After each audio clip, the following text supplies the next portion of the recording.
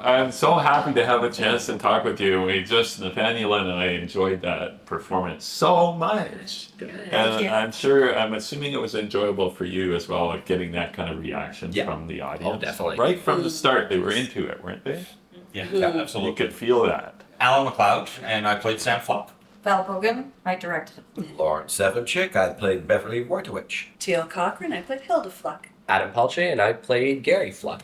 Lindsay Keane, and I played Bobby James. And we're just missing We're just missing Kate Moyer. She played Janie. She played Janie Fluck. luck. So yeah, personally I do mostly music myself, but I know that feeling of being on stage and getting that energy coming back, and all the rehearsing that you do. We just heard that you rehearse for about a month down here before you take it onto the stage. Is that right? Or 2 months? Yeah. Yes. 2 months. Yeah, we're at it for close to 3 months. This play is called Hilda's Yard and is written by Norm Foster. Have any of you performed in any of his works before? I think this is my 8th non-class. Is that right? Yeah. So, I mean, what I saw and heard was brilliant writing. Yes. You had excellent material to work with, didn't you? Yeah. So, what is it about Norm Foster that makes this such a pleasure? I think it's the same as it is for an audience as it is for an actor, which is it is very relatable. He's Canadian, he writes about Canadian situations, he inserts brilliant comedy, often it's very dry, but not dry in a good way, like that wry humor. But I think everyone sees a little piece of themselves in the characters, whether they're in the audience or on the stage, and I really enjoy that. How much guidance is in the script in terms of how to actually interpret the roles? Because I felt that you all did such a brilliant job of bringing your character to life and making your character unique. For myself, it was a couple of things that Val certainly brought to the table. We sat around at a couple of our first rehearsals and talked about who we felt the characters were after doing a read-through. And it started to just become very comfortable as to who these people were and the love there was between them and the interactions that were happening. And a lot of it came from Val. Yeah, we start off, we have our first table reads, and we get an idea of what direction we're going in, and things grow as we rehearse. We come up with different ideas, and every time we rehearse, we discover something new. Every time we read the script, we find something new and build on that until we get to what you saw today. Yeah. What I like to do is let them play. We had a lot of playtime. And in that playtime, you find pieces of the character that you just want to present to the audience. And that's what we did. We just had lots of fun with it. Yeah. It's a genuine ensemble piece where you're all bouncing off each other in a very dynamic way throughout the entire play. It's a team effort, obviously, right?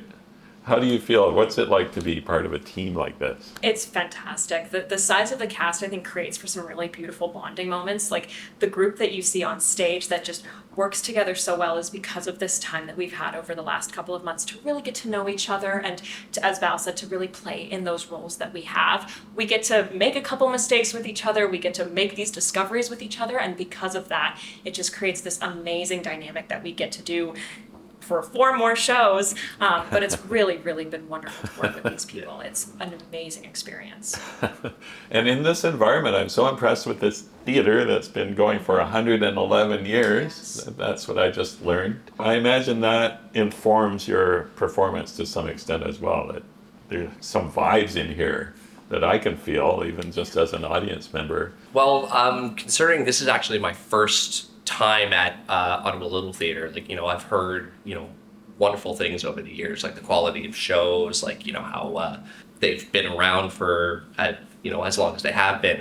And, when you step into this as a newcomer, everybody is so inclusive and everybody is so welcoming. So it really adds to that reputation of how Ottawa Little Theatre's been around for so long. They're very community oriented, so it's been a real treat to be a part of that. From my perspective, I felt everybody's role was vitally important. Like nobody's a kind of a bit player in this production. Everybody has an No important superfluous role. characters here. No. No, nothing superfluous. At the same time, I have to say, Hilda, you have to really deliver in order for this play to work. like a lot hinges on the role that you play, which is multifaceted. You've said you've been in a number of Norm Foster plays. And what else have you done that has given you the ability to anchor a show like this? Well, last year we did Halfway There, which is another Norm Foster, which was a, sort of, again, a group of middle-aged women. And I think he really has a unique insight into being able to grow those characters, that age range, and people who are the common, I don't know if common is the right word, the commonality is maybe the better word of experience. I've been blessed with a lot of education in theater as well, so hopefully that still helps. But just, it is a group effort. It's called Hilda's Yard, but everyone comes into the yard and everyone joins the party, which is great.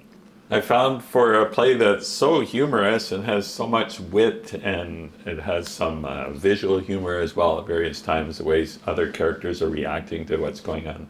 But at the same time, it does grow serious at certain points, and it gets kind of heavy at points. And so that's interesting. For example, the scene where it turns out that your daughter has been slapped by her husband. Yeah. That's a heavy moment. It is. And It is. It's a point that builds with Sam. It comes back down to the loving family afterwards. That what has gone on.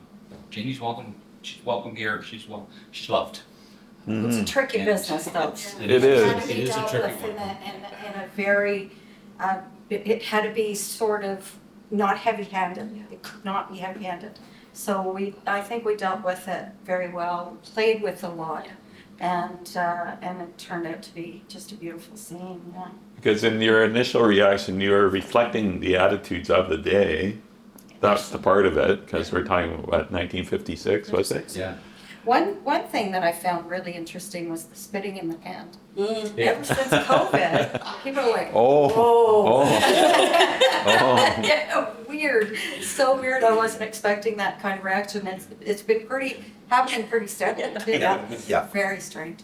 See, Yeah. another reaction I had, again, it is a comedy, but at the same time, I found it extremely moving and touching. And I guess maybe it is the love of the family. It's his But it's a- superpower. Yeah. Really, it is. That's Norm Foster's superpower.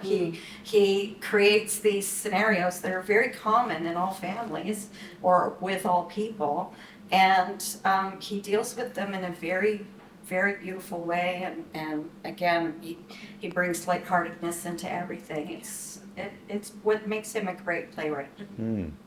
Yeah, like these are like, they're not two-dimensional characters. They're, he adds some very real aspects to it in the midst of the comedy. So it's, people are dealing with very real situations, and then how that gets resolved later on, through Sam's remorse for like what, kind of backpedal on his earlier kind of comments to Janie, and realizing where he went wrong. Yeah, that's something that Norm does brilliantly with his. Yeah, and you have to be very, very careful. You could easily become too heavy-handed and make all of them into caricatures. Mhm. Very Yeah. easily. Mhm. They're you can go over that hill. Yeah. And it's a question of the push and pull and where you need to find the middle ground before you go too far. Janie could have been a complete caricature. Yeah. But she dealt with it so beautifully. It just all fell into place. Yeah. Mm-hmm.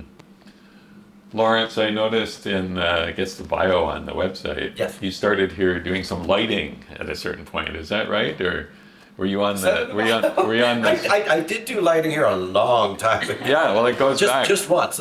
Yeah, all the different roles you've played and Yeah. different productions you've Yeah. been associated with. My first show here was, I think, probably 86, 85, 86. I came in 88. Yeah. So lots of history. What's the role of volunteers here? I get the impression that it's very significant. It's Pretty well, crucial. everybody's volunteer. Yeah. Yeah. Pretty much everybody. Absolutely. Yeah. Yeah. We're all Wow. getting paid the same thing. In fact, I got a raise last week. Yeah. What, Now I'm double? up to Double? zero. Now I'm up to zero. How come you got a raise and I didn't? I know, right? We've both been on here a long time. I know. I'm just prettier. Seniority over to it. Yeah, you do. Yeah. But like I say, I'm just prettier. That's all. Yeah. I think Lawrence might be able to work a deal for you. Yeah. don't know. I might. Yeah, got me a raise. Yeah, he got you a raise. Yeah. We've been So- friends a long time. But are you saying, are you volunteers? Are you? Yes. You Yeah. are. Yeah. Yeah. That's a lot of work, a lot of effort. See? And we do Way it to with go. love.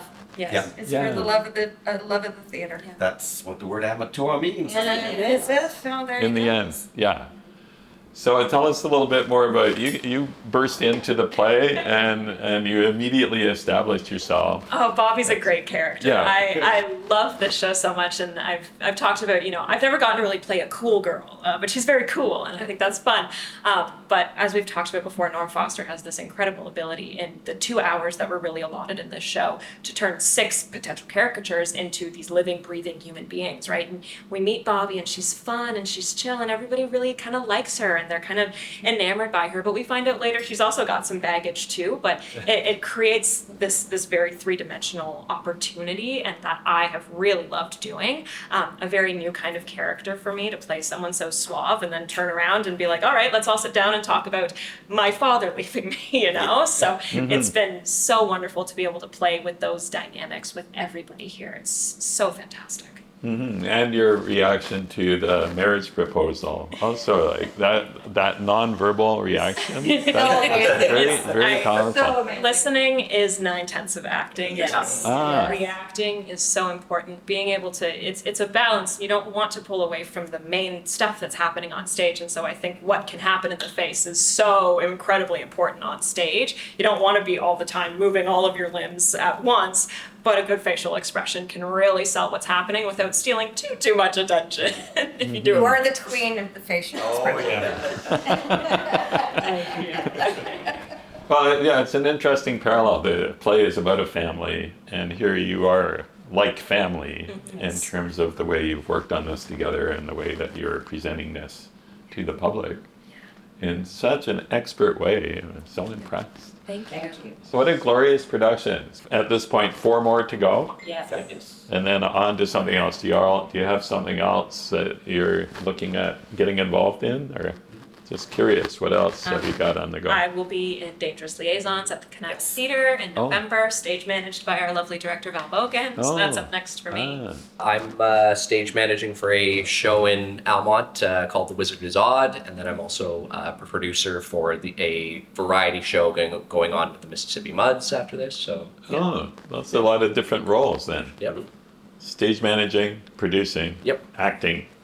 You're in the theater. yep. I'm always on to the Acting. next thing. I love all the having different anything. roles. Way to go. Auditions for The Lion in Winter, Phoenix Players. That'll be at the Gladstone in the fall. Ah, So we'll see. I'm gonna have a nap. Let me have a nap. Yeah. yeah. Like And do you have the anything sleep. else coming? Not at the moment. Yeah. Haven't looked ahead yet. Just Yeah. With everything he's learned on this show, he'll get another role soon. So yeah, again, I was saying I'm mostly in the music world, and I'm not in the theater world all that much. But I realize just from what you're saying, there's a lot going on in this town. Oh, absolutely. There is tons going on. A lot. Yeah. This Yeah. is just a little mini piece of it. There's so much. The Gladstone has shows all the time. Yeah. There's small indie theater companies all over the city, and they're just doing amazing stuff. Just incredibly great stuff. Yeah, it's really nice to see. It's very Yeah. nice to see. Do you have So, theater games you do, let's or just- what, do you do you have do theater these games warm-up you do? things, or do you do that kind of? Not, this show's been a little bit more laid Is it? back. I've done some shows that's like, cracking the whip on getting warm-ups ahead of time. Warm-ups. And it's really I've crazy worked games. a lot with Teal's husband, Greg Hancock, who's just finished directing a show, and he plays incredible games, and I can never remember one of them after I finished doing a show with him. Okay, so you don't have those warm-up things that And I you just sit there and go, okay, now what am I supposed to do? It's Don't it's know cool what to to do have time next. Yeah, I ourselves to start the show, however works best Yeah, for we all us, have right? our own It's a thing, different yeah. opportunity there. Yeah. vocal warm-ups? Do you do those Yeah. too? Yeah. You Yeah. do? Yeah. Okay, it's just curious. Yeah. So, in fact, I was going to ask you to do one, maybe just to end. Like, what can you do as an You've been ensemble? doing some good ones now? Not recently. No, I really haven't. Projection is Yes. still Yeah. very important in finding the center of your breath so Yes. that those words get all the way to the back of the house. Yes. And as Lindsay said, I think we all have our own way of approaching that. We all have different intonations and different Yeah. strengths and different places where we place that breath. Yeah. That's a good point, though. You're not amplified, are you? No, not at No, all. you're projecting right out to the back of the theater. It's beautiful. And it worked beautifully, I have to say. Okay, well, and thank you to Ian for, we're just recording a bit here, but thank you very much for arranging this. And thanks to everybody. Thank So you. nice. My goodness, thanks for coming. Yes. Well, thank you. So I much. think I have some CKCU buttons Glad you here. enjoyed Oh, that. I'm sure you want a Enjoyed your time. CKCU button, don't you? Oh, Can you that's repeat a, that line you said at the end of the first one? oh, I really like that. I really needed to hear that. What? About the worries for tomorrow. oh, yeah. Worry does not empty tomorrow of its sorrow, it empties today of its strength. I really like that. It's a good quote, huh? Yeah, It's a quote. It's a quote from an author named Corrie ten Boom, who was pivotal in saving a lot of people during the Second World War. Wow. Oh, That's beautiful. that Norm picked up. Research. Here's your CKCU button to share it. Thanks so much. So you'll be doing it on Saturday and you'll be doing it tomorrow. Monday.